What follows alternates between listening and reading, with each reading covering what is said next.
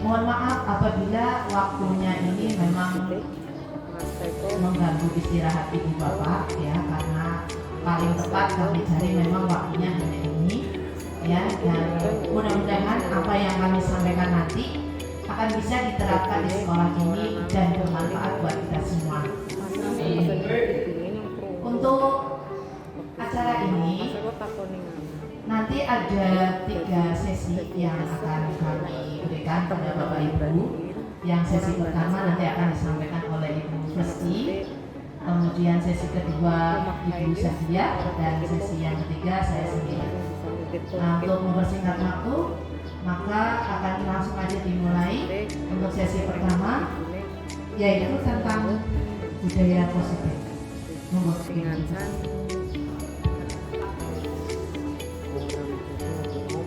Terima kasih atas kesempatan yang diberikan kepada saya, Bu Julian.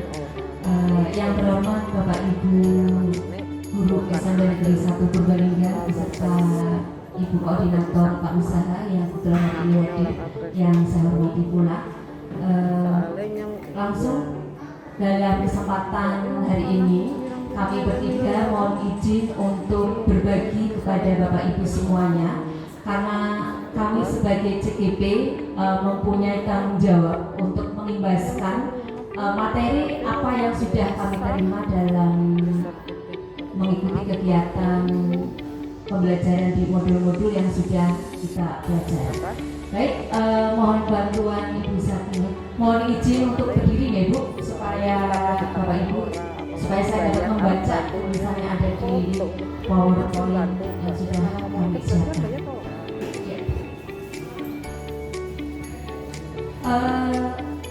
Capaian pengimbasan budaya positif sekolah. Jadi kita bertiga mengadakan pengimbasan dalam kesempatan ini karena mempunyai tujuan Ibu. Seperti kita melakukan pembelajaran di kelas, sebelum kita menyampaikan materi pembelajaran, semestinya siswa itu juga diinformasikan apa sih yang akan kita pelajari, apa sih manfaatnya materi yang akan kita pelajari. Untuk capaian pengimbasan budaya positif sekolah, yang pertama, mendemonstrasikan pemahaman CGP mengenai konsep budaya positif di sekolah.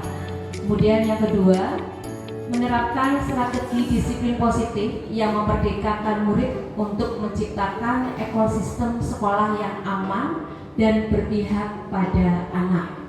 Kemudian yang ketiga, menyusun langkah-langkah dan strategi aksi nyata yang efektif dalam mewujudkan kolaborasi dengan seluruh pemangku kepentingan sekolah agar tercipta budaya positif yang dapat mengembangkan karakter murid. Kemudian yang keempat, bersikap reflektif dan kritis terhadap budaya di sekolah dan senantiasa mengembangkannya sesuai kebutuhan sosial dan emosional murid. Demikian harapan dari kegiatan ini. Jadi mudah-mudahan setelah kegiatan ini kita semuanya dapat mencapai seperti yang sudah dipaparkan tadi. Lanjut ya. Di sini ada pertanyaan pemantik. Nah, setuju atau tidak setuju Bapak Ibu jika ada pernyataan yang pertama, hukuman dapat mendisiplinkan anak. Kita sebagai guru di kelas maupun di luar kelas, kita kadang terpancing ya untuk memberikan sanksi ataupun memberikan hukuman. Nah, nanti kita akan belajar bersama apakah hukuman itu dapat mendisiplinkan anak. Kemudian yang kedua, setuju atau tidak setuju Bapak Ibu bahwa pemberian hukuman dengan hal positif seperti membaca atau membersihkan halaman sekolah ataupun kegiatan yang lain yang bentuknya positif, misalnya membersihkan kelas atau membersihkan kaca, membersihkan laboratorium, hal-hal tersebut dapat meningkatkan disiplin anak. Ini juga sering kita lakukan, deh. Kemudian yang ketiga, setuju atau tidak setuju Bapak Ibu bahwa memberi penghargaan dapat meningkatkan motivasi belajar anak. Bagaimana Ibu Rukuni? Guru ini setuju semuanya nih, tiga-tiganya ya. Yang setuju kayaknya hampir semuanya nih. Ada yang tidak setuju? Tapi ketiga-tiganya ini sepertinya pernah kita lakukannya, bahkan kayaknya sering. Marilah dari pertanyaan tersebut kita akan mengupas apakah 3 hal tersebut yang sudah kita lakukan bahkan sering itu sesuatu yang dibenarkan atau tidak secara teori teori pendidikan, teori psikologi bagi diri Anda. Lanjut Bu Saki. Ya. Topik pengimbasan dalam kesempatan ini ada 6. Bisa disimak di layar. Keenam itu nanti dibagi menjadi 3. Kebetulan saya bertugas memberikan pemaparan untuk 2 topik. Yang pertama disiplin positif dan nilai-nilai kebajikan universal. Yang kedua teori motivasi, hukuman dan penghargaan dan restitusi. Kayaknya yang paling asik ini di nomor 2. Kebetulan saya pribadi kayaknya juga berkutat dengan nomor 2 itu. Ya. Lanjut Bu Saki. Kita berangkat dari materi tentang disiplin positif dan kebajikan universal. Topik yang pertama. Ya Bu, Bapak Ibu, sebelum kita lanjut ke materi berikutnya, ini ada sebuah jadi ada perilaku. Kita akan mencoba, misalnya ada 2 orang, misalnya saya dengan Bu Juliani, saya sebagai A dan Bu Juliani sebagai B. Ada tindakan seperti ini. Cobalah secari kertas kecil, tuliskan benda atau sesuatu yang sangat berharga untuk Anda. Di sini saya sudah menuliskan sesuatu yang menurut saya itu sangat berharga. Kemudian letakkan di salah satu tangan Anda dan genggam benda atau sesuatu tersebut dengan segala daya. Buatlah sebuah kepala. Di kertas ini sudah ada tulisan yang menurut saya itu sangat berharga bagi saya. Kemudian kertas ini saya tulis. Kemudian Bu Juliani sebagai teman saya, yaitu pihak B, akan mencoba dengan sekuat tenaga dengan berbagai cara untuk meminta saya untuk memberikan benda tersebut. Misalnya, Bu Juliani mohon bisa berdiri. Ya. Ini misalnya saya dengan Bu Juliani, saya sedang berusaha menyembunyikan sesuatu di kepala tangan saya. Tetapi di hadapan saya ini ada Bu Juliani. Kira-kira Bu Juliani itu akan dengan cara apa ya untuk mengetahui isi di dalam genggaman tangan saya? Dikritiki ya. Bu Juliani punya cara dikritik. Enggak dulu Bu, sudah balik. Mungkin dengan cara dikritik. Mungkin ada lagi ibu yang berusaha membujuk saya dengan rayuan mautnya, terutama Pak Dedi ya. Pak Dedi mungkin dengan cara apa ya merayu saya ya supaya mau membuka ini? Dibelah. Ya mungkin diiming-imingi. Bu Rizky tolong dibuka loh. Nanti saya ada hadiah buat kamu, buat ibu.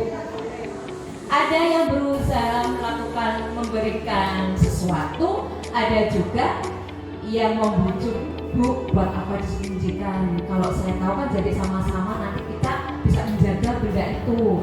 Ada yang membujuk seperti itu. Kemudian ada juga yang mengancam. Awas lo Bu Rizky, nanti tidak awas. Seperti itu juga ya ke siswa kita ya. Kadang ya, ketika kita ingin mengetahui apa sih yang disembunyikan oleh anak itu, apa sih dari tadi anak itu kok menyembunyikan sesuatu di belakang punggungnya. Kita sebagai guru sering berusaha dengan berbagai cara. Ketika sudah cara lembut kok tidak bisa, dengan cara rayuan tidak bisa, bahkan akan rela memberikan sebuah ancaman, bahkan akan menghardik si anak tersebut. Disogok, sini guru ditunjukin, nanti nilainya saya tambah gitu ya. Bahkan memberikan amal-amal. Apa yang terjadi Bapak Ibu? Ketika ketika saya berusaha melindungi benda ini, ternyata di sekitar saya, orang-orang di sekitar saya itu berusaha bagaimana caranya supaya saya itu bisa membuka kepala tangan saya. Bagaimana caranya supaya yang lain juga tahu. Ya, Bu Sati lanjut. Ternyata ada 3 kemungkinan. Kemungkinan yang pertama, apakah Anda membuka kepala tangan Anda? Saya sebagai pemegang kendali di sini, apakah saya akan membuka? Terus alasan apa saya membuka? Ternyata saya mau membuka itu karena takut dengan Pak Didi sebagai guru BK. Kan tidak boleh menjaga rahasia dengan guru BK misalnya. Kemudian yang pertanyaan kedua, apakah Anda menutup kepala tangan Anda? Mengapa? Saya bisa saja berusaha melindungi ini karena ini saya anggap sesuatu yang berharga dan tidak boleh diketahui oleh siapa. Meskipun mau diancam, meskipun diiming-imingi apapun, saya tidak akan menyerah. Kemudian yang ketiga, dalam kegiatan ini sesungguhnya siapa yang memegang kendali atau kontrol untuk membuka dan menutup kepala tangan? Siapa nih Bapak Ibu? Kertas ini ada di tangan saya. Pak Dedi berusaha merayu, Bu Juliani berusaha mengitik-itik,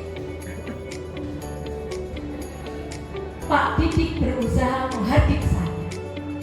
Siapa yang menentukan tangan ini membuka dan menutup? Siapa nih Bapak Ibu? Apakah orang lain? Apakah diri saya? Iya, ternyata yang bisa menentukan apakah ini mau dikepalkan ataupun maupun dibuka tergantung diri saya.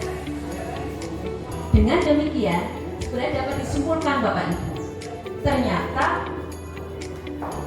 yang mengendalikan emosi kita, yang menjadi kontrol pada diri kita adalah diri kita sendiri, bukan orang lain.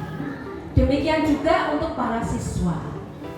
Para siswa akan melakukan sesuai dengan apa yang diharapkan oleh Bapak Ibu guru, bukan berdasarkan rujukan Bapak Ibu guru, bukan berdasarkan iming-iming nilai dari Bapak Ibu guru.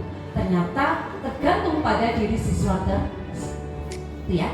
Berarti saat ini ada satu teori bahwa teori kontrol itu ada di diri kita. Kalau kita dengan siswa, berarti kontrol itu ada di siapa ya Bapak Ibu?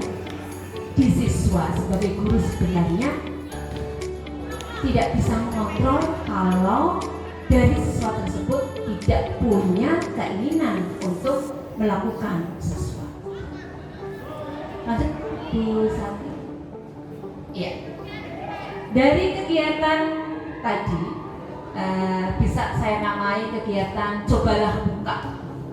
Kemungkinan jawaban dan alasan bervariasi antara yang bersedia membuka dan yang tetap bertahan menutup kepala tangannya.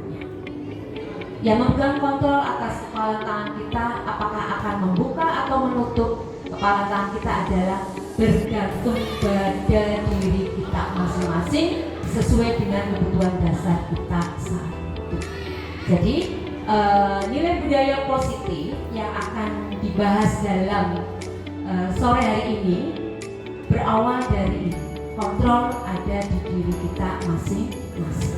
Kita sebagai guru tidak bisa memberikan kontrol kepada siswa. Siswa yang mengontrol ya diri siswa sendiri. Lanjut Bu Sati. Berdasarkan teori yang disampaikan oleh tokoh psikiater dan pendidik yaitu William Glasser dalam kontrol teori atau choice teori meluruskan beberapa miskonsepsi tentang makna kontrol. Jadi ada beberapa pernyataan ataupun anggapan yang sudah kita yakini tetapi sebenarnya itu tidak sesuai dengan ilmu kontrol yang sesuai dengan psikiater dan pendidik. Yang pertama, ilusi guru mengontrol murid. Kita sering melakukan hal ini. Tetapi sebenarnya pada dasarnya kita tidak dapat memaksa murid untuk berbuat sesuatu jikalau murid tersebut tidak ingin melakukannya. Walaupun tampaknya guru sedang mengontrol perilaku murid, hal demikian terjadi karena memang murid itu sedang mengizinkan dirinya dikontrol. Jadi bukan karena kita sukses membujuk siswa tersebut, bukan karena kita berhasil mengendalikan siswa tersebut, bukan. Tetapi memang dalam kondisi itu siswa mungkin sedang merasa, oh iya, memang saya membutuhkan kontrol. Lanjut bisa. Kemudian ada ilusi juga atau miskonsepsi bahwa semua penguatan positif efektif dan bermanfaat. Selama ini kita beranggapan kalau kita memberikan penguatan karakter siswa akan memberikan dampak positif yang efektif. Ternyata Bapak Ibu, penguatan positif atau bujukan adalah bentuk-bentuk kontrol sebenarnya. Segala sesuatu yang mempengaruhi murid agar mengulangi suatu perilaku tertentu adalah usaha untuk mengontrol murid tersebut. Dalam jangka waktu tertentu, murid akan menyadari dan mencoba untuk menolak bujukan kita. Jadi kalau siswa melakukan sesuatu bukan karena kehendaknya diri sendiri, suatu saat siswa akan mempunyai ketergantungan pada kita sebagai guru. Lanjut Bu Sari. Nah ini kita sebagai guru kadang marah ya kalau melihat anak itu sampai merasa bersalah dengan kita. Ada ilusi bahwa kritik dan membuat orang merasa bersalah dapat menguatkan karakter. Kadang kita ada rasa bangga. Jadi saya tadi baru memarahi siswa dan siswa karena nunduk, nangis, merasa bersalah banget. Itu menjadi sebuah prestasi bagi seorang guru kayaknya ya. Kita selama ini beranggapan seperti itu. Kalau bisa membuat si anak merasa bersalah, itu bagian dari prestasi seorang guru. Ternyata bahwa membuat siswa bersalah itu tidak sepenuhnya sebagai indikator bahwa kita bisa mengontrol siswa. Bahkan kadang semakin lembut suara kita saat menegur siswa itu sebagai ungkapan pesan negatif, iya kan? Sehingga siswa itu semakin merasa bersalah. Ketika kamu kok seperti ini ya? Ketika kita akan menyampaikan sesuatu yang negatif, seluruh suara kita akan melemah, dan itu akan semakin membuat siswa merasa bersalah. Kemudian lanjut berusaha. Ya, ada miskonsepsi lagi bahwa orang dewasa itu memiliki hak untuk memaksa. Kita sebagai guru jelas lebih dewasa, lebih tua dari murid. Berarti murid itu harus mengikuti apa yang diperintahkan oleh guru. Ternyata cara seperti itu efektif, tetapi dalam jangka waktu yang pendek. Untuk jangka waktu yang panjang, bahkan akan menimbulkan sebuah permusuhan guru dan siswa. Lanjut bisa? Iya. Iya.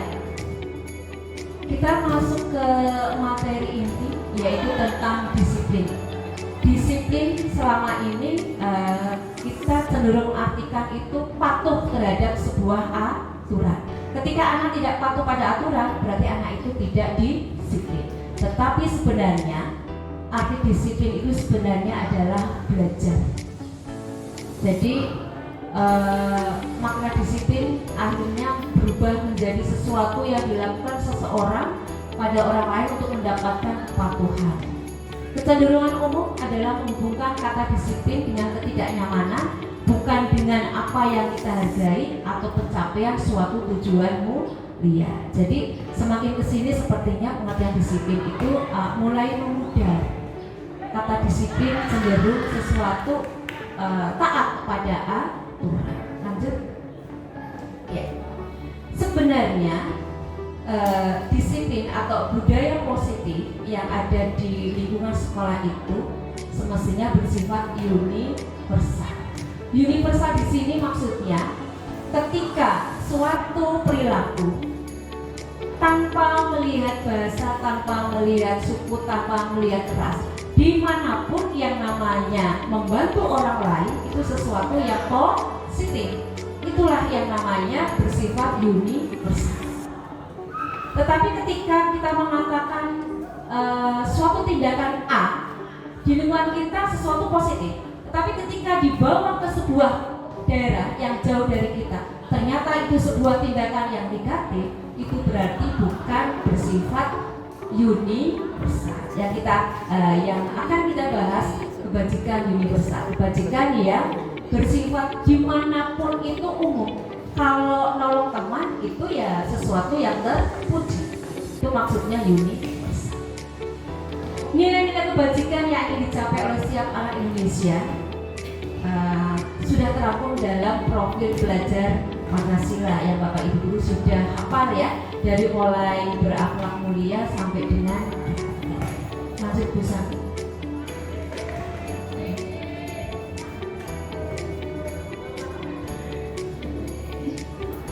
Sifat universal.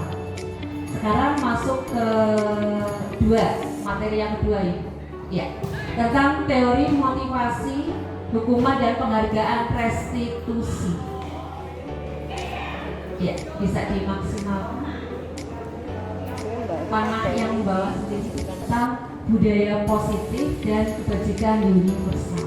Harapannya murid kita itu mempunyai motivasi untuk melakukan sesuatu yang bersifat kebajikan, sesuatu yang bersifat positif. Itu memang datang dari dalam diri siswa tersebut, bukan karena bujukan, bukan karena takut dengan gurunya.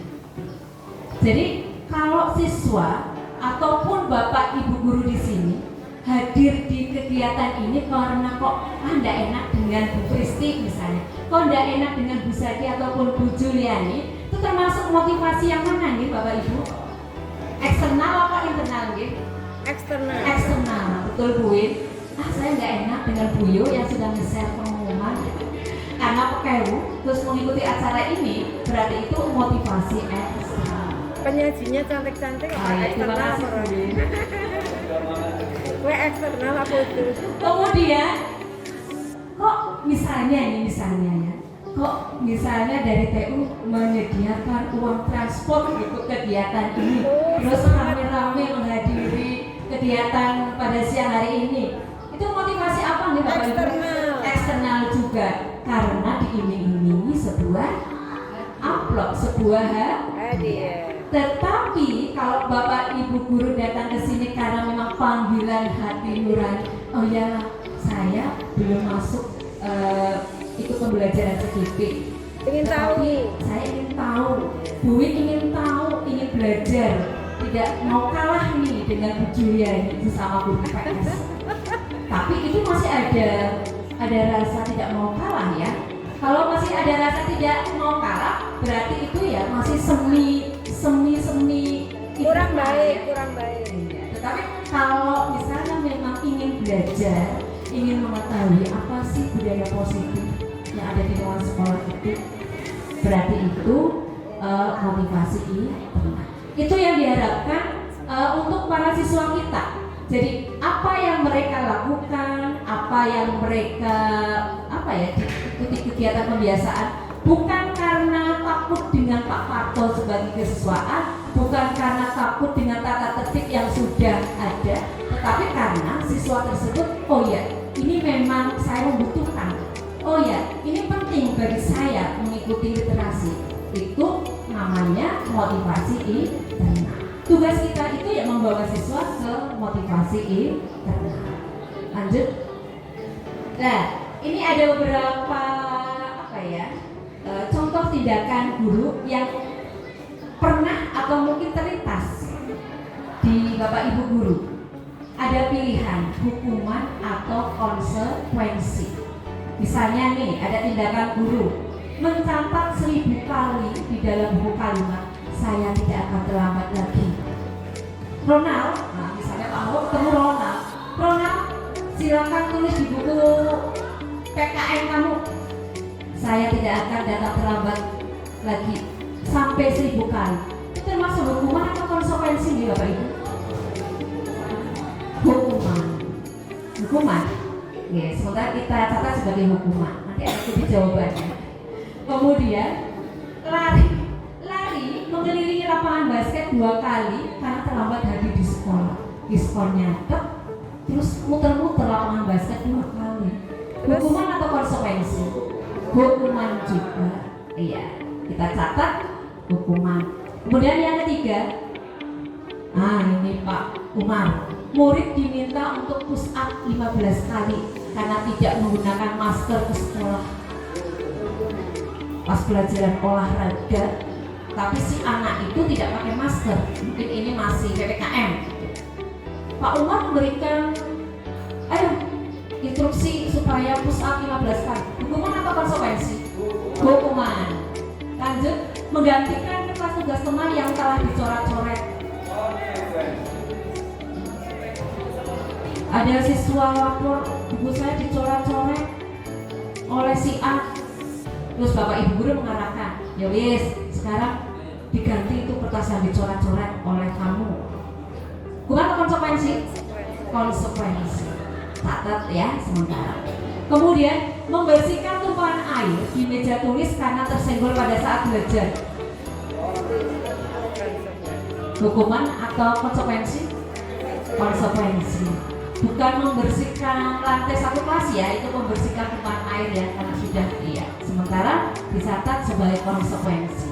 Kemudian murid disuruh untuk mengenakan sepatu seharian di sekolah, Pak Moko, karena tidak mengenakan sepatu hitam.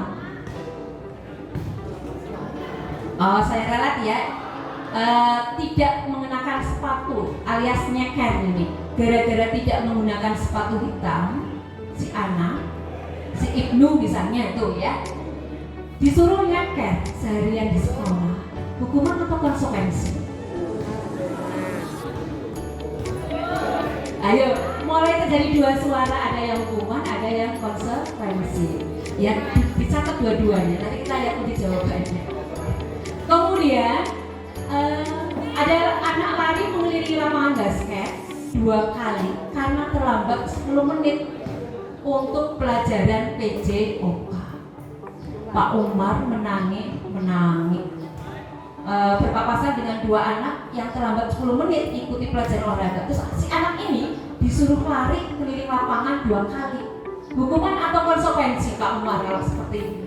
Pak Umar memberikan hukuman atau konsekuensi? Hukuman, dicatat ya.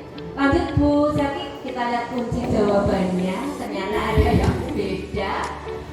Kalau yang pertama hukuman betul-betul, iya, mengganti kertas tugas teman, konsekuensi, iya. Ternyata tadi ada jawaban yang beda. Yang terakhir, lari mengelilingi lapangan basket 2 kali karena terlambat 10 menit untuk pelajaran PJOK. Mengapa di sana bukan hukuman Bapak Ibu? Ya karena itu konteksnya sedang pelajaran PJOK, masih ada hubungannya. Tetapi kalau terlambat, kok hukumannya supaya menyapu halaman satu sekolahan, nah baru bisa dikatakan itu sebagai hukuman. Berarti kita bisa menyimpulkan ini, ada titik terang bahwa hukuman dengan konsekuensi memang beda tipis. Apa perbedaannya? Kita lihat, lanjut Bu Zaki. Nah, itu Bapak Ibu guru. Kalau hukuman itu sesuatu yang menyakitkan, tetapi kalau konsekuensi memang sesuatu yang harus terjadi. Sudah menumpahkan air, ya harus mengepel. Kemudian hukuman itu membuat anak sakit hati dalam jangka waktu yang lama. Dendam, ada rasa dendam. Tapi kalau konsekuensi ada tidak nyaman sih, tapi lebih pendek jangka waktu. Kemudian kalau hukuman, anak dibuat benci terhadap kedisiplinan, tapi kalau konsekuensi ada rasa menghargai.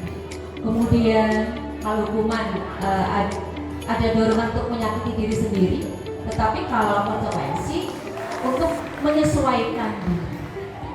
Dan seterusnya, intinya hukuman itu membuat anak tidak nyaman. Kalau konsekuensi tidak nyaman juga, tetapi dalam jangka waktu yang pendek. Berarti bagi si anak, kalau diminta memilih antara hukuman dan konsekuensi, lebih baik kita sebagai guru memberikan yang mana ya? Konsekuensi. Kayaknya ini lebih berdampak, lebih ya mendekati positif, meskipun belum sepenuhnya. Tapi nanti ada satu lagi kakaknya konsekuensi, ada yang lebih bersifat nyaman untuk diri siswa. Lanjut, iya. Ini Bapak Ibu, ternyata konsekuensi itu punya kakak yang lebih lebih familiar bagi anak, lebih nyaman bagi anak. Namanya restitusi. Apa itu restitusi? Nanti akan disampaikan lanjut oleh Ibu Juliani. Bahkan nanti ada praktiknya ya Bu Juliani ya. Bagaimana menangani anak terlambat dengan ini restitusi. Tetapi kalau dengan hukuman, kita kan pernah ya, hukuman misalnya anak terlambat diminta apa? Membersihkan lantai, itu hukuman. Pernah ya kita lakukan ya. Konsekuensi, anak menjatuhkan air tumpah, anak disuruh ngepel, pernah melakukan konsekuensi. Tetapi untuk restitusi, ini sepertinya sesuatu yang perlu kita biasakan, perlu kita pelajari mulai dari sekarang. Untuk menangani kasus siswa, menangani masalah siswa, sebaiknya kita menerapkan restitusi. Masih ada? Iya. Apa itu restitusi? Ini agak nyenggol-nyenggol sedikit biar membuang penasaran sedikit, tapi nanti akan lebih dalam digali oleh Bu Juliani. Intinya restitusi itu untuk memperbaiki kesalahan bagi siswa, tetapi lebih memberikan solusi, lebih memberikan pilihan pada siswa. Siswa merasa tidak dihakimi oleh kita sebagai guru. Lanjut Bu Sati. Iya.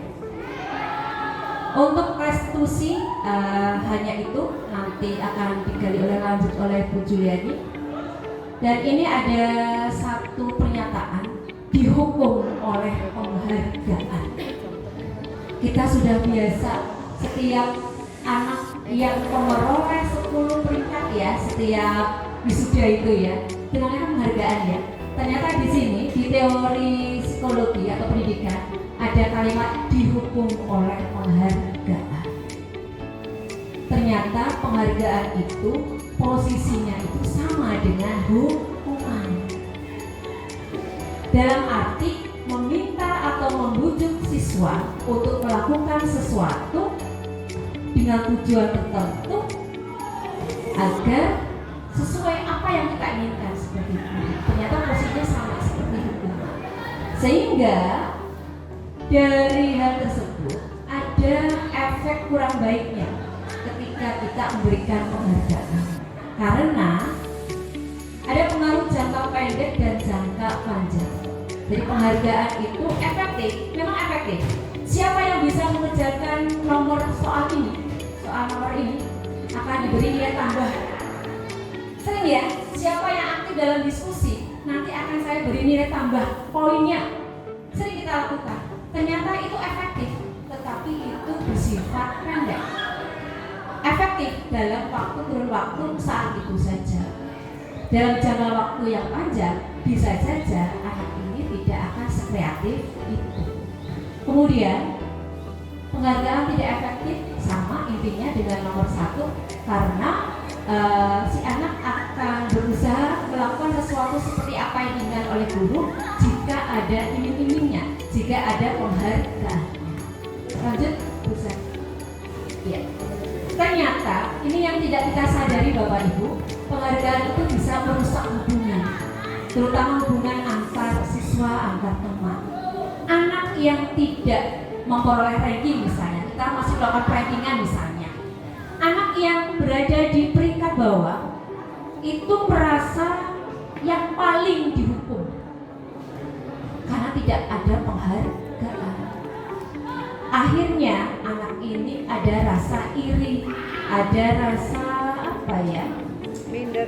Minder. Kalau sudah iri itu akan cemas, akan minder, sehingga ini merusak hubungan pertemanan.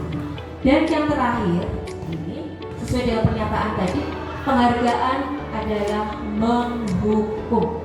Penghargaan menghukum bagi mereka yang tidak mendapatkan penghargaan. Memberikan penghargaan dan hukuman adalah hal yang sama karena keduanya mencoba mengendalikan perilaku seseorang. Karena orang pada dasarnya tidak suka dikendalikan. Dalam jangka waktu lama, penghargaan akan terlihat sebagai hukuman.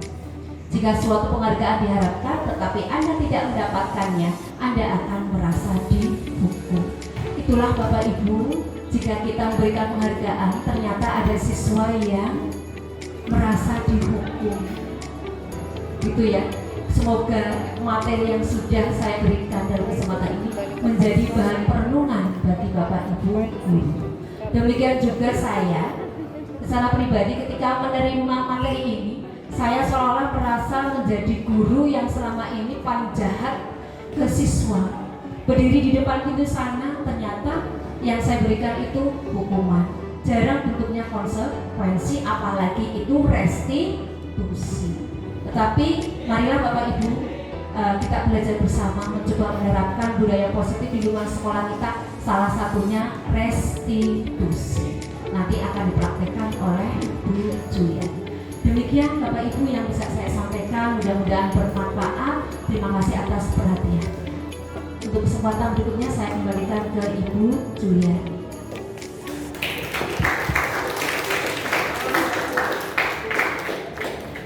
Saya lanjutkan untuk berikutnya Ibu Zakia. Terima kasih sekali Bu Yuli dan Bapak Ibu guru hebat. Alhamdulillah udah bisa teratasi, tapi ini penampilannya dengan PDF ya. Jadi karena laptop saya tidak bisa terhubung dengan, tidak bisa kerjasama dengan LCD-nya, ya akhirnya saya pindah file gitu. Untuk materi berikutnya, melanjutkan materi dari Bu Kristi, kita akan belajar mengenai keyakinan kelas, kemudian kebutuhan dasar manusia dan dunia berkualitas. Nah, ini nanti ada tugas atau PR buat Bapak Ibu wali kelas.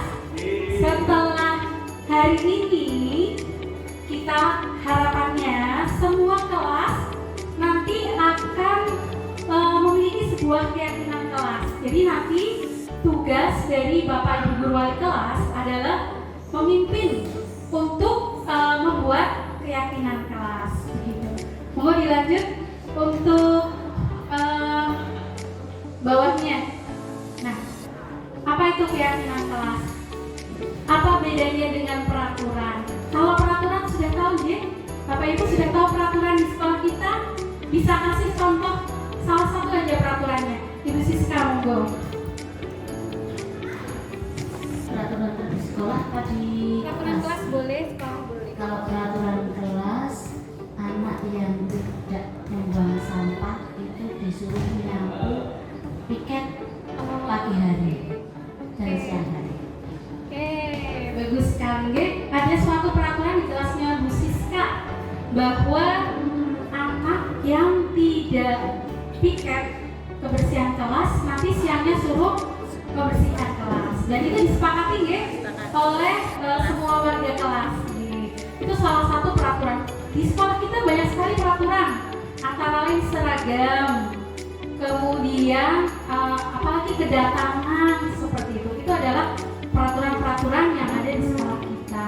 Nah, apa sih bedanya dengan keyakinan kelas? Keyakinan kelas itu adalah sesuatu yang diyakini bersama dan berasal dari penyatuan pikiran untuk menjadi sebuah nilai-nilai kebajikan. Bawahnya Ibu. Nah, apa sih perbedaan keyakinan kelas dengan peraturan gitu? Nah, ketika kita memiliki peraturan, setiap pagi kita atau setiap bertemu dengan Bapak Ibu guru, kita itu memberi salam gitu. Itu aturan, memberi salam pas masuk kelas, beri salam, siap gerak, berdoa dimulai, beri salam, itu seperti peraturan. Tapi adakah nilai kebajikan atau hal baik dari aturan untuk memberi salam itu? Mungkin Ibu bisa, Bapak atau Ibu, ada yang bisa menjelaskan nilai kebaikan apa atau hal baik apa dengan kita memberikan salam seperti itu. Bu Alifah bisa kasih idenya? Terima kasih Bu Zaki. Kalau menurut saya, ketika kita memberikan salam, di situ ada pesan tersirat, salah satunya doa ya Bu, doa supaya kita sama-sama selamat. Salah satunya seperti itu. Terima kasih. Oke, baik. Ada yang punya pendapat lain? Pak Anwar? Belum. Oke, baik, silakan Pak Anwar. Oke, apa sih nilai kebajikan atau hal baik apa dari kita memberikan salam? Terima kasih atas waktunya. Di kelas kami seperti biasa, kami menumbuhkan kegiatan kelas yang harus dibiasakan karena ini kegiatan pembiasaan. Ada respon positif dari anak-anak itu untuk menanamkan kebiasaan yang baik. Karena kita sebagai manusia yang beragama, untuk otomatis salam itu wajib kita ungkapkan rasa syukur kita. Salah satunya itu untuk mengungkapkan rasa syukur kita dengan menyapa salam, kemudian mengungkapkan rasa syukur itu adalah salah satu bentuk keyakinan. Terima kasih. Bagus sekali Pak Omar. Tepuk tangan dong tadi buat Bu Alika sama Pak Omar. Iya, jadi dengan memberikan salam ternyata ada nilai-nilai kebajikan yang terkandung. Antara lain saling menghormati, kemudian bentuk dari suatu doa dan juga ucapan syukur. Hal lain misalnya, mengapa kita perlu menggunakan masker gitu. Kemarin-kemarin pada saat pandemi kita ada aturan untuk harus selalu menggunakan masker. Ada alasannya apa enggak? Ada. Untuk apa itu? Kesehatan. Untuk kesehatan. Nah, jadi nilai-nilai tadi saling menghormati, kemudian ungkapan doa, syukur, kesehatan, ini yang kita sebut sebagai suatu keyakinan gitu. Keyakinan berupa nilai-nilai kebajikan universal yang disepakati secara tersirat maupun tersurat, lepas dari latar belakang agama, suku, budaya, dan lain-lain seperti yang telah disampaikan Bu Fristi. Nah, dengan adanya keyakinan ini, keyakinan akan suatu hal yang baik, tentunya akan lebih memberikan motivasi dari dalam dibanding kalau kita dikasih aturan gitu. Tapi akan lebih bermakna kalau kita meyakini sesuatu hal yang baik gitu. Jadi akan menimbulkan motivasi intrinsik sehingga seorang akan lebih tergerak dan bersemangat untuk menjalankan keyakinannya daripada hanya sekedar mengikuti serangkaian peraturan yang mungkin dari mereka tuh sebenarnya tidak suka dengan peraturan tersebut. Jadi kita bangun keyakinannya. Monggo Bu Fristi, coba ini ada sama ya tebak-tebakan juga seperti Bu Fristi. Kalau bukan tebak, tapi dari peraturan, suatu peraturan, kira-kira keyakinan kelas apa nih? Misalnya yang pertama, selalu kembalikan buku ke tempatnya. Itu adalah bentuk peraturan di perpustakaan. Coba keyakinan kelasnya apa? Mengembalikan buku ke tempatnya. Nilai kebaikannya apa? Nilai kebajikannya apa? Suatu bentuk apa? Tertib. Ketertiban. Kemudian apa lagi? Tanggung jawab, disiplin. Salah satu bentuk tanggung jawab. Yang kedua, dilarang mengganggu orang lain. Nilai kebaikannya apa? Toleransi. Kemudian apa lagi? Saling menghormati. Bagus. Hadir di sekolah 15 menit sebelum pembelajaran dimulai. Piket. Disiplin. Kemudian apa lagi? Bisa nggak bentuk kita disiplin waktu itu menghargai atau menghormati orang lain? Iya, kalau kita janjian sama seseorang, sebaiknya kita harus datang tepat waktu, karena itu suatu bentuk untuk menghargai atau menghormati orang lain. Next, apalagi dilarang melakukan kekerasan. Untuk apa Bapak Ibu?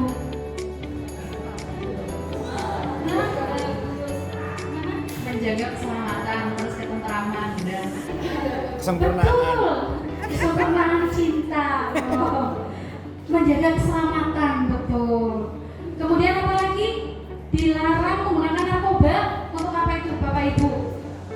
Kesehatan. Next, satu lagi. Oh, bergantian menunggu giliran. Kesabaran. Kemudian apa lagi? Menghargai orang lain, betul sekali. Coba Bu Fisti dibuka kuncinya.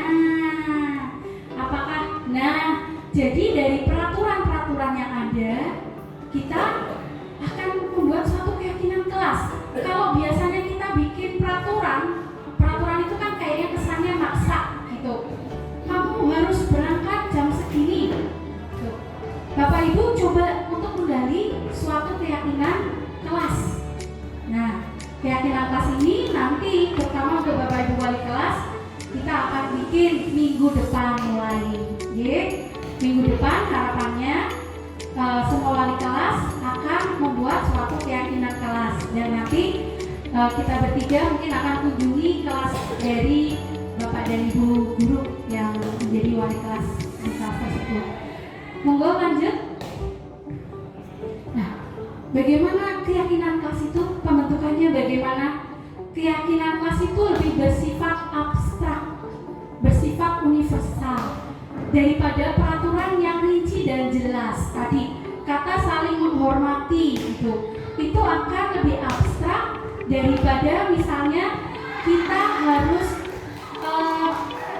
memberikan salam gitu. Kita harus datang tepat waktu. Kita harus memberikan saling menghormati, toleransi dengan agama lain gitu. Keyakinan kelas berupa pernyataan-pernyataan universal. Kemudian dalam bentuk positif. Jadi tidak ada nanti keyakinan kelas yang dituliskan dalam bentuk negatif. Misalnya tidak boleh membuang sampah sembarangan. Itu bukan keyakinan kelas, tetapi peraturan. Kemudian tidak terlalu banyak. Disarankan itu antara 3 sampai 7 poin saja. Gitu. Kemudian keyakinan kelas sebaiknya sesuatu yang diterapkan di lingkungan tersebut. Jadi memang benar-benar akan kita terapkan di kelas kita. Dan warga sekolah, warga kelas hendaknya semuanya ikut berkontribusi terhadap keyakinan kelas yang akan kita bikin nantinya. Nah, keyakinan kelas juga kita bisa tinjau setiap saat. Kalau ada revisi, perbaikan, ditambah atau dikurang itu harus siap untuk direvisi. Monggo, Bu. Nah, bagaimana prosedur pembentukan keyakinan kelas? Yang pertama, nanti kita kumpul bareng di kelas. Kemudian kita adakan sesi curah pendapat tentang peraturan yang disepakati dan dicatat. Nah, peraturan itu nanti diubah jadi keyakinan gitu. Jadi nanti disortir, oh ini peraturan. Nah, peraturan itu nilai kebajikannya apa gitu. Contoh misalnya tinjau ulang peraturan yang dicatat, kemudian menemukan nilai kebajikan yang dituju. Contoh, berjalan tertib di kelas, dengarkan guru, datanglah tepat waktu. Itu adalah peraturan yang bisa digabung jadi satu menjadi keyakinan kelas saling menghormati gitu. Jadi aturan-aturan itu curah pendapatnya nanti bisa digabung-gabung. Kalau sama, oh ini maksudnya saling menghormati. Jadi nanti ada kata saling menghormati pada keyakinan kelas kita. Kemudian nomor 4, Bu Fisti. Setelah disortir tadi, kemudian ditemukan nilai-nilai kebajikannya sehingga menjadi keyakinan kelas, kita harus meninjau ulang secara bersama-sama. Seharusnya setelah beberapa peraturan disatukan menjadi beberapa keyakinan kelas, maka keyakinan kelas itu tidak terlalu banyak. Jumlahnya hanya sekitar 3-7 prinsip keyakinan. Bila mana terlalu banyak, maka warga kelas akan sulit mengingatnya. Jadi tidak perlu banyak-banyak, tapi anak-anak itu benar-benar paham. Iya, jadi dipahami dan diyakini benar-benar oleh anak-anak tersebut. Nah, setelah selesai dibuat, semua warga kelas dipersilakan meninjau ulang dan menyetujuinya. Kemudian menandatangani keyakinan kelas tersebut, termasuk guru. Kita juga ikut tanda tangan di situ. Dan semua warga sekolah. Nah, keyakinan kelas itu setelah dibuat nanti bisa diletakkan poster yang besar yang bagus pada dinding kelas. Untuk prosedurnya, kalau sekiranya hari ini kok lupa untuk besok, silakan boleh nanti saya share bagaimana prosedur pembentukan keyakinan kelasnya, terutama bagi Bapak dan Ibu wali kelas. Siap, J? Bersedia untuk membuat keyakinan kelas? Bagaimana Bu Niken? Senyum-senyum. Siap Bu Niken? Pak Ardi, gimana? Ya. Nanti tagihannya minggu depan, oke? Nah, ini ada beberapa contoh keyakinan kelas. Ini kelas 1, kelas 5. Menurut saya Bu langsung ke kelas 7 aja yang relevan. Nah, contoh keyakinan kelas 7 ini ada hormat. Kami meyakini bahwa sangat penting untuk menghormati semua orang dan barang milik orang lain. Kemudian bekerja, kami meyakini bahwa sangat penting untuk mengerjakan segala pekerjaan atau kegiatan yang telah ditugaskan dan diterima dan dimiliki. Kami meyakini bahwa sangat penting untuk merasa diterima pada suatu kelompok dan saling peduli satu sama lain. Begitu. Untuk pertanyaan nanti boleh, tapi sekalian setelah Bu Yuli, jadi baru ada sesi tanya jawab. Kemudian memasuki materi yang berikutnya. Jadi tadi materi tentang keyakinan kelas yang ada tagihannya. Nah, sekarang 5 dasar kebutuhan manusia, 5 kebutuhan dasar manusia dan dunia berkualitas. Nah, semua tindakan Bapak Ibu punya alasan enggak? Bapak Ibu datang ke sini pasti ada alasannya, oke? Ada. Jadi semua perilaku kita itu ada motifnya, ada alasannya, dan memiliki tujuan tertentu. Semua yang kita lakukan adalah usaha terbaik kita untuk mendapatkan apa yang kita inginkan. Kalau kita lapar, kita pengennya apa Pak? Makan. Usahanya ada apa enggak? Ada. Paling enggak minimal nyendok ke mulut nggih. Kalau udah kayak tadi kan udah disediain. Nah, kalau yang belum ada, kita harus cari makan yang kita inginkan, kita makan gitu. Kemudian ada, sebenarnya itu ada 5 kebutuhan dasar Bapak Ibu. Apa yang kita lakukan itu sebenarnya ada alasan, ada tujuan, itu untuk memenuhi kebutuhan dasar kita. Ada 5, apa saja itu? Ya, 5 kebutuhan dasar manusia. Yang pertama itu kebutuhan untuk bertahan hidup. Kemudian kebutuhan untuk diterima, mendapatkan kasih sayang dan diterima. Ada lagi kebutuhan untuk mendapatkan kekuasaan, kebebasan, dan untuk kesenangan. Nah, ya. Nah, apa itu kebutuhan untuk bertahan hidup? Misalnya bagaimana? Wilda, apa sih kebutuhan untuk bertahan hidup? Setiap hari kita bertahan hidup. Oke, boten. Caranya bagaimana? Menurut saya itu dengan memenuhi kebutuhan sehari-hari, misalnya dengan kesehatan, makan yang mengatur pola makan yang sehat dan sebagainya. Terima kasih. Betul sekali. Jadi kebutuhan untuk bertahan hidup itu sangat berkaitan dengan fisik kita. Bagaimana kita makan, memenuhi kebutuhan untuk pakaian, kemudian kebutuhan untuk bereproduksi, kemudian Jadi banyak sekali kebutuhan dasar hidup manusia gitu. Yang setiap hari tentunya kita memenuhi. Nah, kebutuhan ini yang akan menjadi dasar kita dalam melakukan sesuatu. Contoh, misalnya ada satu kasus nih, ada di kelasnya Bu Wilda misalnya, Mas Roni itu ngambil makanan milik Mbak Devi. Nah, kita tidak boleh serta-merta menghakimi Mas Roni, tapi kita harus tahu dulu apa sih kebutuhan dasar yang tidak terpenuhi dari Mas Roni, kok sampai dia ngambil makanan milik Mbak Devi gitu. Misalnya Mas Roni itu yang belum terpenuhi kebutuhan bertahan hidup, berarti karena dia merasa lapar.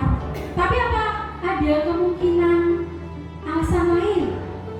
Bisa jadi kekuasaan mungkin, karena Mas Roni merasa dirinya lebih kuat, lebih besar daripada Mbak Devi, sehingga dia merasa, oh tidak masalah saya ngambil makanan milik Devi karena saya lebih berkuasa, saya gede, Devi pasti takut gitu.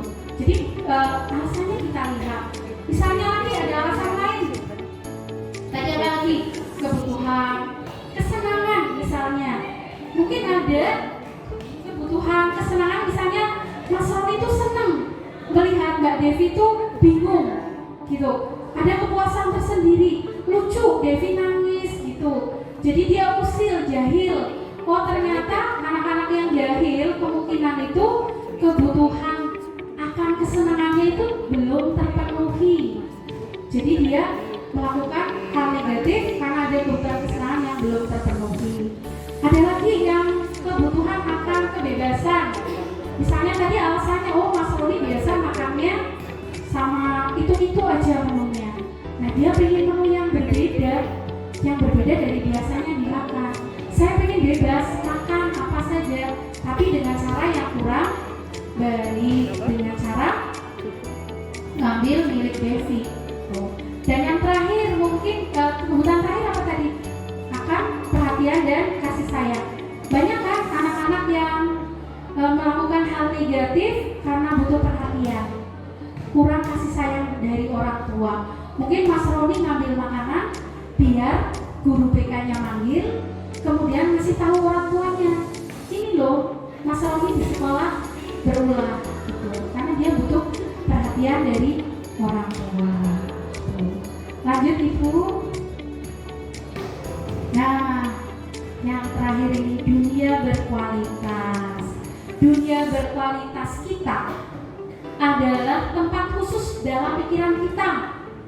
Apa yang kita inginkan, sekolah seperti apa yang kita inginkan, yang menyimpan gambaran representasi dari semua yang kita inginkan.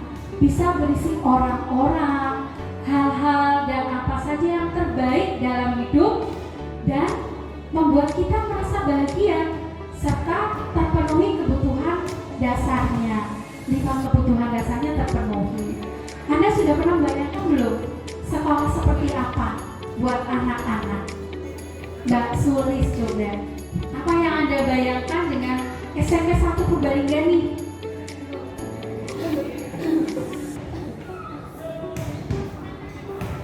Terima kasih.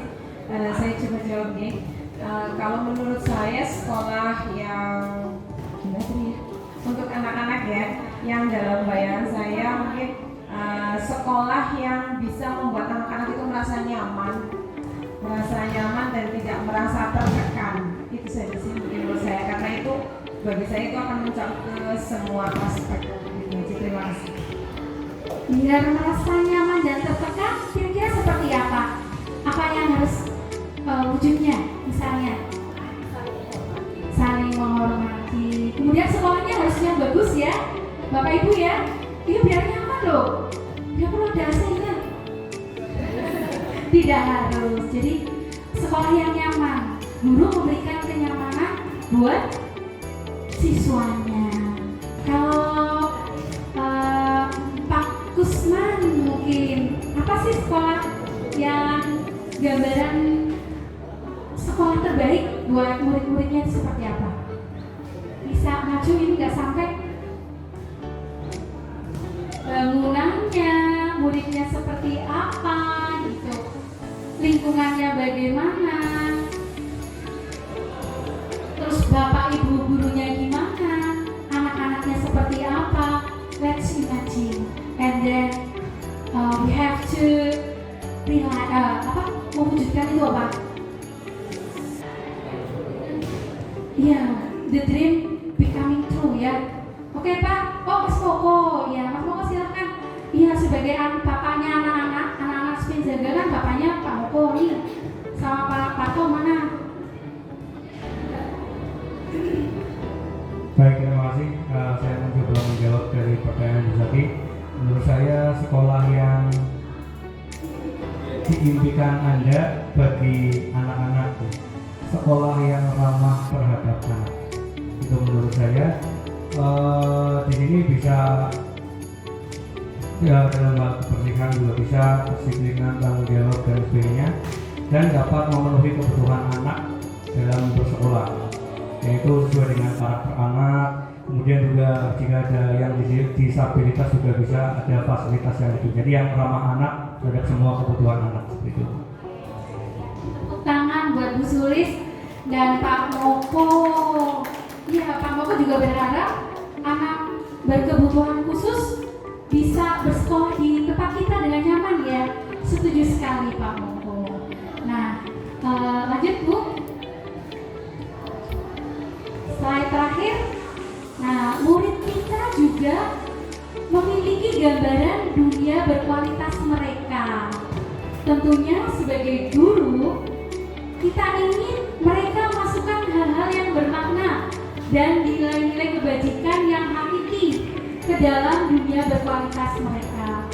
Bila guru dapat membangun interaksi yang memberdayakan dan memerdekakan murid, maka murid akan meletakkan dirinya sendiri sebagai individu yang positif di dalam dunia berkualitas karena mereka memiliki nilai-nilai kebajikan. Jadi Bapak dan Ibu guru terbaik yang ada di Spinzaga ini, mari kita bersama-sama memberikan dunia yang berkualitas buat anak-anak kita, semampu kita dengan nilai-nilai kebajikan yang ada. Terima kasih atas perhatiannya. Mohon maaf apabila ada kekurangan. Wassalamualaikum warahmatullahi wabarakatuh. Untuk selanjutnya Ibu Juliani, Ibu Pisang yang tadi maksudnya tadi sudah main pisang-pisangan Tahu ya banana bahasa Indonesianya apa ya? Suka pisang Bapak Ibu? Suka ya? Ya. Cara makan pisang gimana? Dikupas dulu, dipotong, kan tidak langsung semuanya masuk kan ya? Jadi harus dipotong, dimasukkan, dicelupin, dan nanti buang. Iya. Saya contohkan. Yang heboh ya Bu. Banana dance. Banana. Saya bilang kalau banana dance, banana. 1, 2, 3, 4. Bin, banana. Kan banana. Jadi langsung ya. Banana. Terus masuk ya. Banana. Banana. Setelah masuk kan dikocok di sini. Banana. Shake banana. Kemudian dibuang. Banana. Banana. Bisa nggak? Bisa. Gerakannya harus oke ya. Nah, Bapak Ibu jangan malu-malu untuk bergerak. Ya.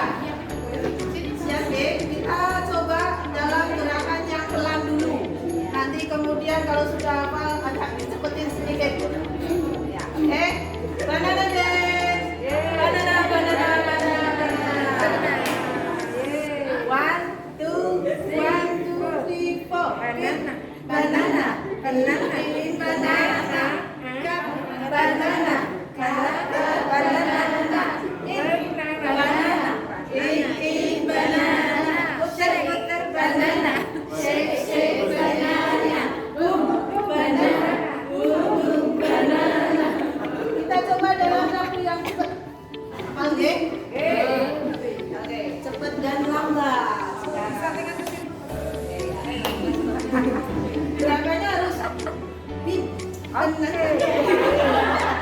itu ya. Wah, kan banana, banana itu jangan banana.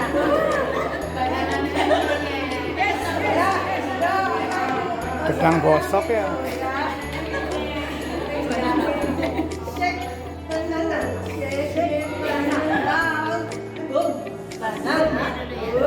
Banana. Ya jangan setengah-setengah gerakannya ya. Oke. Ya lain ya Bapak Ibu ya. Dapatkan ya. Banana deh. Banana. One, two, three, four. Banana. Banana.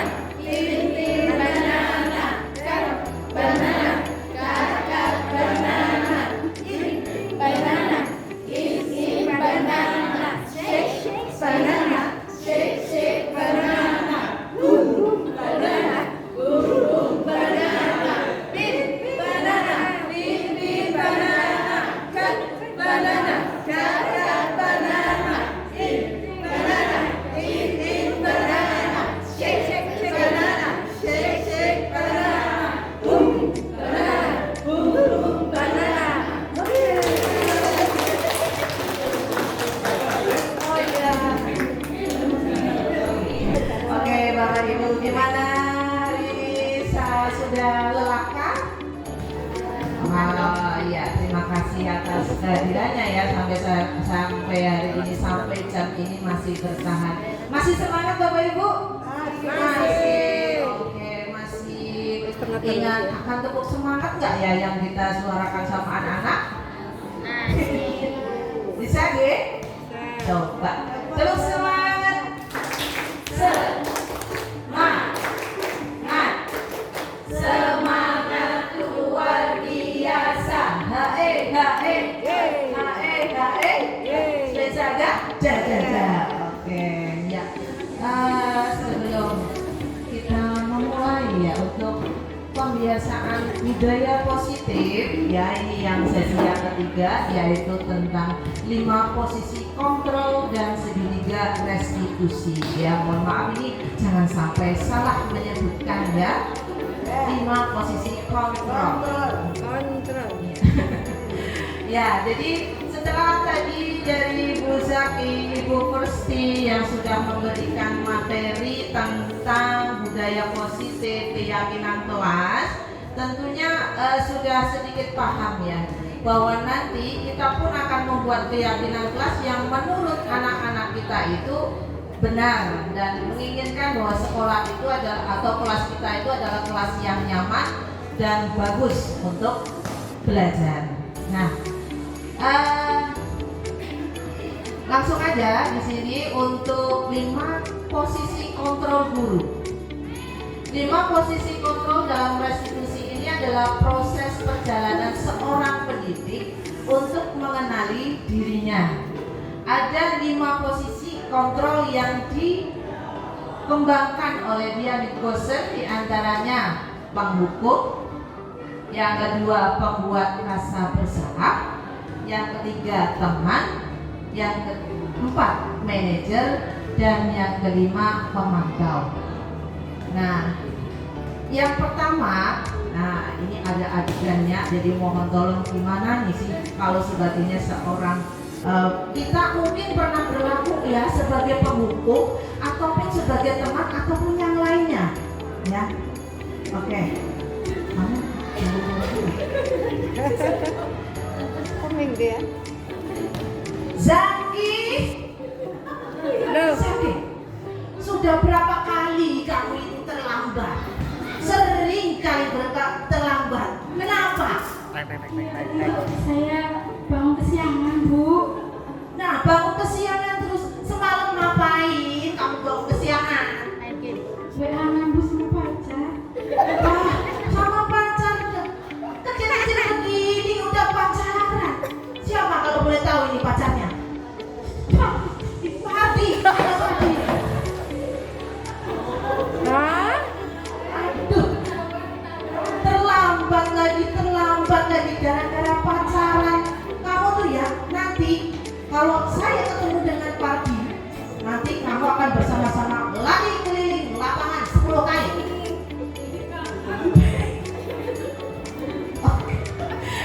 Oke, kamu laksanakan sekarang. Nah,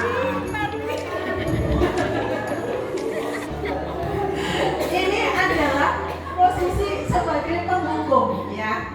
Guru itu menghardik, perkataannya keras sambil nunjuk-nunjuk, matanya melotot. Nah, pernahkah Bapak Ibu melakukan? Iya, kadang-kadang omongannya, ya hukumannya omongannya jangan nyelekit juga ini. Tuh, jangan terlambat lagi. Wah, dengan nada yang keras. Mungkin saja tidak berlaku kepada anak sekolah juga, pada anak kita pun kadang begitu ya.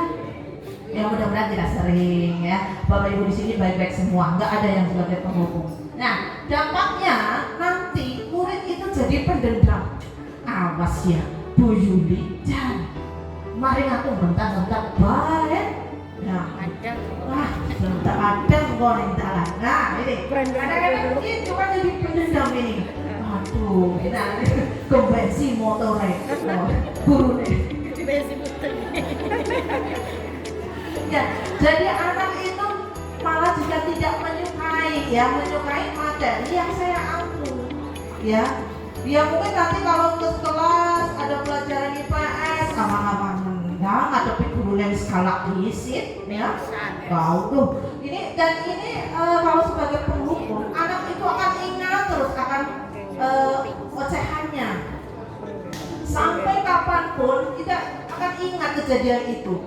Sampai usia sekian tahun ada reuni, ya saya ingat tuh sama Bu Yuli yang selalu marah-marah gitu. Ya, jadi ingatan ini akan terekam ya. Jadi sebagai penghukum. Berikutnya adegan kedua.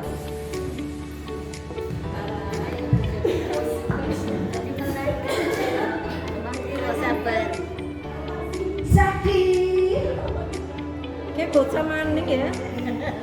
kamu kenapa terlambat lagi? Kesiangan Bu. Ya Tuhan, kenapa kamu terlambat lagi? Apa nggak capek nih kamu selalu menyalahkan Bu Yuli, nanti ditegur sama wakil kepala sekolah. Nanti kalau seandainya kepala sekolah tahu kok saya dikira tidak bisa membina kamu gimana sih, Pak Zaki? Maaf Bu, saya tidak bermaksud seperti itu Bu. Oke, lain kali jangan terlambat lagi ya. Nanti untuk absennya saya urus deh. Dah, jangan kamu ini membuat jantungan ibu saja kalau terlambat lagi. Udah, kamu ke kelas dulu. Kira-kira adegannya begitu. Selain ya. Kalau tadi guru ya itu cenderung penghukum keras ya. Kalau ini yang merasa bersalah itu guru cenderung suaranya lembut. Zaki. Kalau ini Zaki. Nah. Ya, tenang. Namun kata-katanya itu menyudutkan atau menyalahkan sang murid. Ya. Aduh, kenapa sih kamu terlambat lagi? Ya, nih. Apa nggak ada perubahan? Kenapa kok sering terlambat? Kamu lagi. Ini kan seolah-olah jadi seorang murid itu merasa bersalah juga. Aduh iya ya, saya kok sering telat ya. Nah, kemudian ada kata nanti dikira ibu tuh nggak bisa membina kamu. Nanti Bu Yuli itu nanti bisa ditegur sama wakil kepala sekolahnya. Dikira Bu Yuli nggak bisa bina, dikira Bu Yuli nggak bisa bimbing. Ini perkataan seperti ini itu bisa menyebutkan sang anak, ya.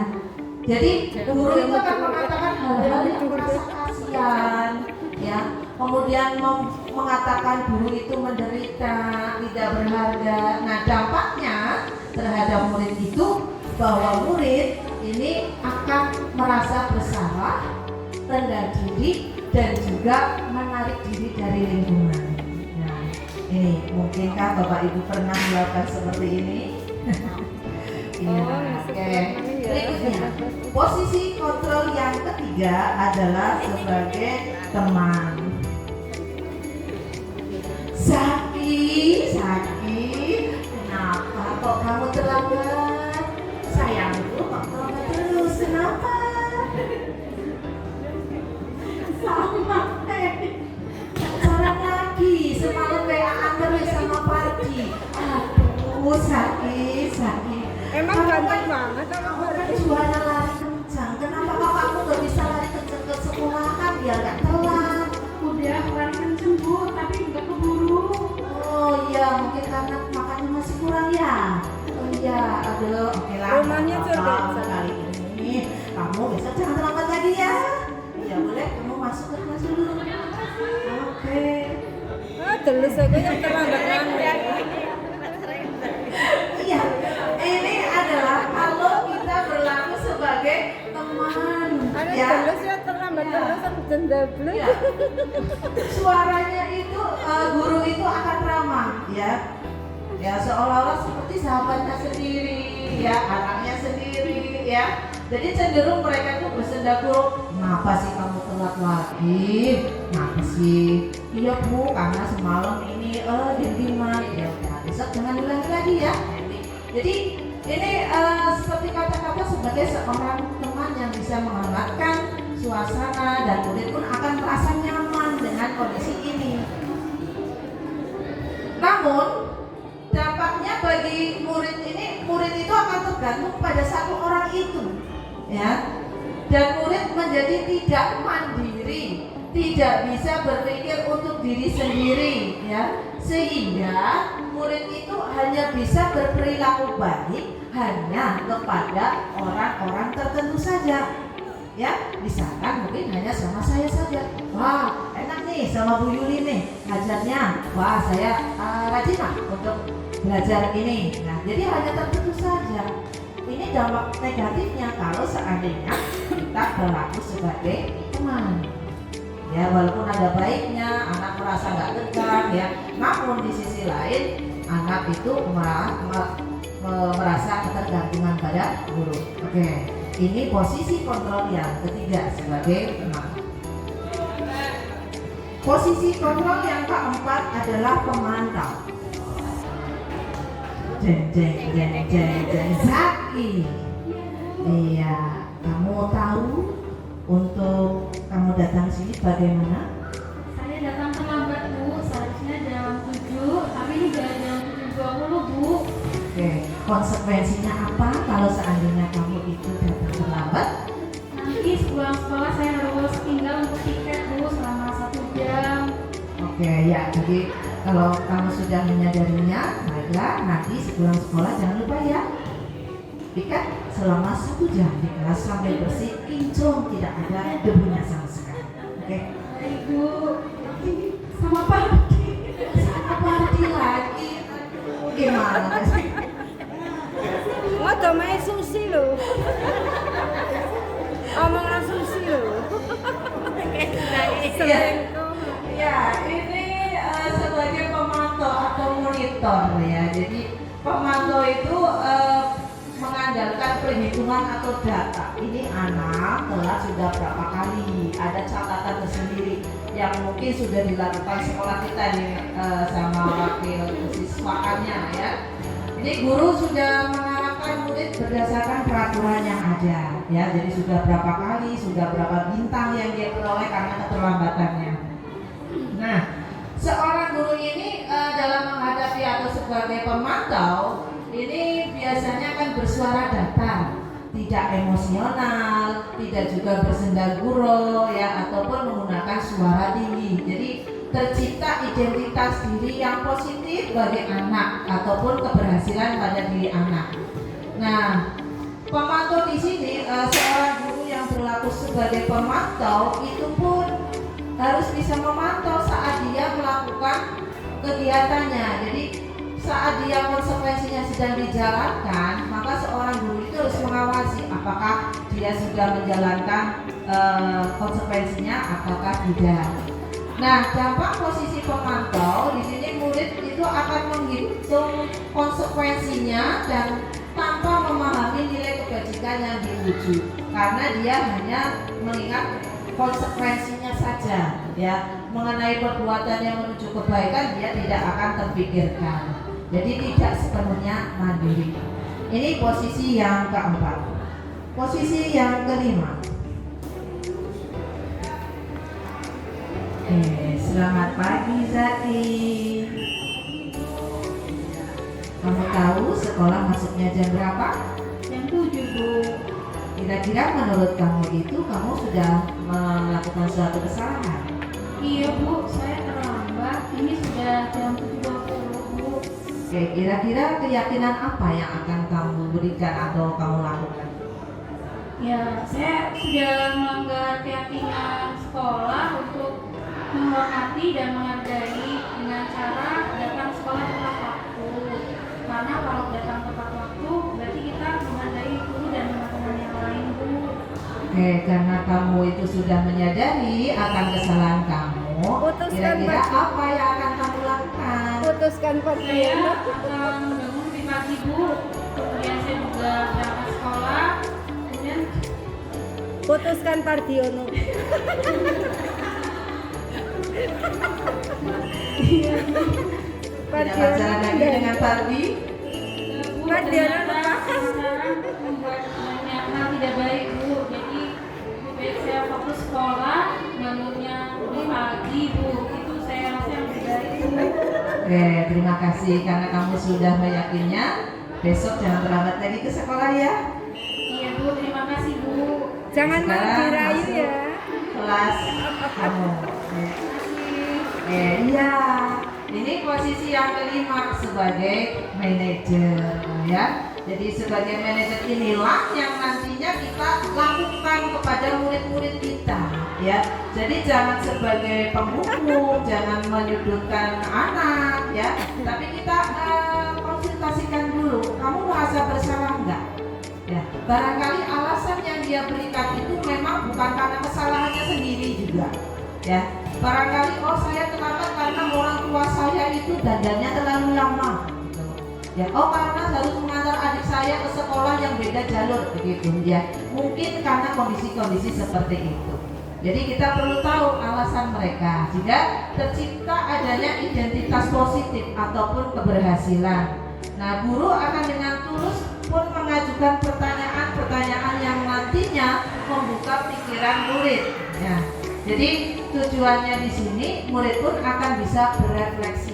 Kenapa saya itu terlambat? Ya, kemudian apa yang harus saya lakukan supaya saya tidak terlambat lagi. Jadi ini yang dinamakan dengan posisi manajer. Oke, next. Nah, oke. Ini dari apa yang sudah kita lakukan tadi, adegan-adegannya. Yang pertama, kira-kira dari pertanyaan itu, saya kecewa sekali dengan kamu. Nah, ini posisi kontrol sebagai apa? Penghukum atau coba raise hand, siapa yang mau? Siapa? Coba. Saya kecewa sekali dengan kamu.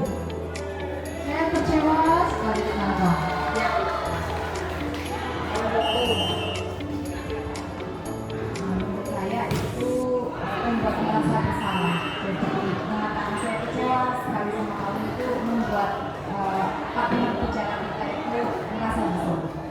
Oke, terima kasih pada Bu Vika, betul sekali ya. Tepuk tangannya dong. Iya, membuat merasa bersalah ya. Sebagai apresiasi saya kasih pillow. Oke, berikutnya. Kamu tidak pernah benar melakukannya.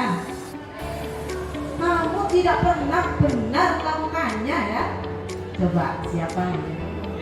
Yang kedua, kira-kira apakah sebagai penghukum, pembuat rasa bersalah, sebagai teman, manajer atau kontrol? Ya? Membuat Ada? anak kecil hati. Ya, Ibu Win, Membuat anak minder. membuat rasa bersalah. Oke, kamu tidak pernah benar melakukannya.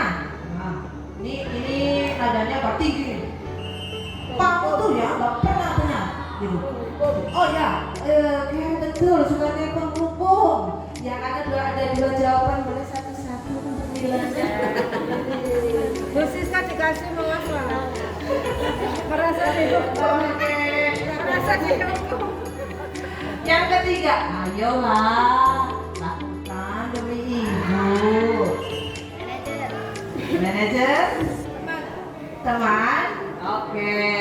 Kita susah di situ sih. Iya lah guru. Iya, yang keempat memang sebagai teman. Iya, ayolah. Yang berikutnya, apakah kamu mau mendapatkan stiker bintang hari ini? Apakah kamu mau mendapatkan stiker bintang hari ini? Ya, kita bersama aja. Kira-kira apa nih, Bapak Ibu? Apakah penghukum, rasa bersalah, pemantau, atau manajer? Ya, sebagai pemantau. Ya. Kemudian bagaimana kamu bisa menyelesaikan masalah ini? Bagaimana kamu bisa menyelesaikan masalah ini sebagai manajer? Ya. Kamu selalu yang paling terakhir. Kamu selalu ya yang paling terakhir. Penghukum, ya. Nah ini adalah jawabannya. Next. Ya, oke. Nah sekarang kita bicara restitusi. Nah restitusi ini yang seperti tadi disampaikan secara singkat oleh Ibu Versti, ini adalah proses menciptakan kondisi bagi murid untuk memperbaiki kesalahan mereka, sehingga mereka bisa kembali pada kelompok mereka dengan karakter yang lebih kuat. Nah, restitusi ini merupakan proses kolaborasi yang mengajarkan murid untuk mencari solusi untuk masalah mereka dan membantu murid berpikir tentang orang seperti apa yang mereka inginkan. Ya, jadi seperti perlakuannya kayak manajer tadi. Ya, lanjut. Nah, ini ada segitiga restitusi, di mana yang pertama itu tentang menstabilkan identitas. Menstabilkan identitas ini adalah untuk membuat anak yang merasa gagal karena berbuat salah menjadi positif terhadap dirinya dengan perkataan seperti ini ya, seperti yang ada di PPT di depan. Guru berkata ya, pada saat kita itu memulai maka mengatakan hal-hal yang tidak menyudutkan. Berbuat salah itu hal yang manusiawi. Tidak ada manusia yang sempurna. Bapak Ibu juga pernah buat salah. Kita pasti bisa menyelesaikan masalah ini. Nah, Bapak Ibu tidak tertarik untuk mencari tahu siapa yang salah, siapa yang benar. Nah, ini contoh perkataan-perkataan saat kita melakukan menstabilkan identitas. Berikutnya, validasi kebutuhan. Ini membantu murid mengenali basicnya ya, kebutuhan dasar. Tadi kebutuhan dasar ada 5 ya. Entah itu dia melakukan itu karena apa? Apa karena ingin kesenangan? Apa karena ingin merasa dicintai? Apa karena dia ingin berpuasa ya? Jadi di antaranya ini Bu Guru atau Bapak Ibu Guru itu berkata, kamu bisa saja melakukan hal yang lebih buruk, tapi kamu tidak melakukannya. Kamu pasti punya alasan mengapa kamu melakukannya, ya. Apa penting bagi kamu? Nah ini biasanya perkataan yang kita lakukan pada saat kita melakukan validasi kebutuhan. Nah berikutnya adalah menanyakan keyakinan. Nah anak akan melihat kesalahannya itu dihubungkan dengan norma sosial dan nilai-nilai yang mendasari manusia berinteraksi dengan orang lain. Nah, di sini guru akan berkata, apa nilai yang kamu percayai atau kamu yakini di kelas? Nilai-nilai universal apa yang telah kita sepakati? Ya kan tadi sudah ada kesepakatan kelas ya. Jadi kalau seandainya saya melanggar, berarti saya sudah melanggar kesepakatan kelas Bu. Tadi saya terlambat. Nah, ini.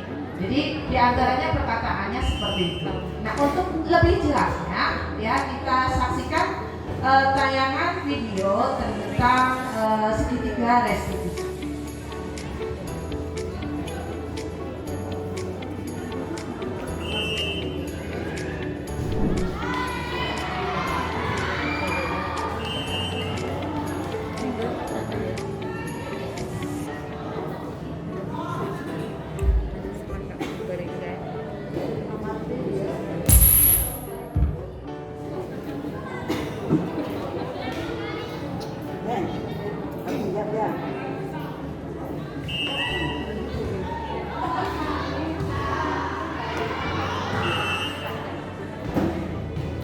Lapangan tapi lapangannya buat main bola monopoli di lapangan terus saya mau makannya banyak. Oh ya, jadi apakah pengen main bola ada kamu itu ya. Nah, tidak terus main bola di ya, memang sih manusia tidak ada yang sempurna ya. Manusia memang ada masalahnya. Kadang-kadang kita juga ini senang-senang, tapi kadang-kadang orangnya juga kadang-kadang gitu nggak tepat ya, seperti kamu main di dalam kelas. Nah, karena kamu itu sudah mengakui ya kamu main bola di kelas, kira-kira ini sudah mulai keyakinan kelas. Nah, jadi keyakinan kelas yang kita sudah mengalami di kelas, anak-anak tidak boleh bermain bagi kamu sudah kamu ajar ya. Nah, kira-kira sebagai upaya kamu untuk merubah kebiasaan kamu bermain bagi Tidak melakukan lagi. Terus melakukan terus merapikan barang-barang yang tidak boleh di kelas. ya, oke. Dan ternyata dari bermain bola di kelas itu membahayakan ya. Ada teman yang kena, ada orang bisa pecah ya, atau ada sirena. Jadi kamu nanti akan minta maaf ya pada temannya kena ya. Terus mungkin membersihkan kelas ya. Ya, oke. Kira-kira yang kamu lakukan ini mau kapan nih mulai? Hari ini siap, Bu. Oh, ini sudah. Oke, jadi kamu sudah menyadari kesalahan kamu dan akan merubahnya ya. Oke, ya. Jadi untuk ke depan diminta kamu jangan mengulangi hal yang sama. Ya, mudah-mudahan kamu akan menjadi orang yang sukses ya. Oke, ingat saya nanti kamu kembali ke kelas, kamu bisa bertemu kembali dengan teman dan ingat menghadirkan salam.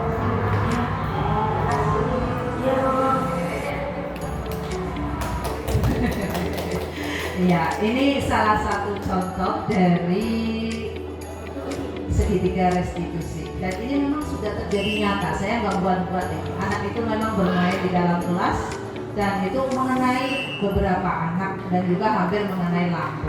Jadi pas itu memang kejadian yang nyata ya. Dan dia sang anak pun juga melakukan apa yang menjadi keyakinannya dan mengatasi permasalahan apa yang harus saya lakukan setelah saya melakukan hal tersebut ya.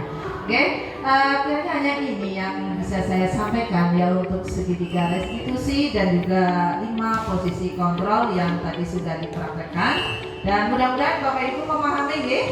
Ya, kita sebagai guru memang akan lebih baik kalau kita menerapkan adanya posisi sebagai manajer dan juga segitiga restitusi. Oke, saya kira hanya ini yang bisa saya sampaikan. Mudah-mudahan bermanfaat buat Bapak Ibu semuanya dan kita bisa melaksanakannya atau menerapkannya menuju sekolah yang berbudaya positif. Wabillahi taufiq wal hidayah. Wassalamualaikum warahmatullahi wabarakatuh.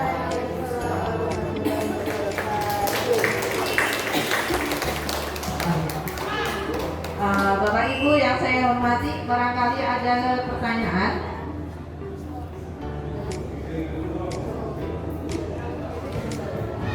Kalau tidak ada, maka kita akhiri saja untuk pertemuan kali ini. Kalaupun nanti ada pertanyaan di luar bisa menghubungi kami ya.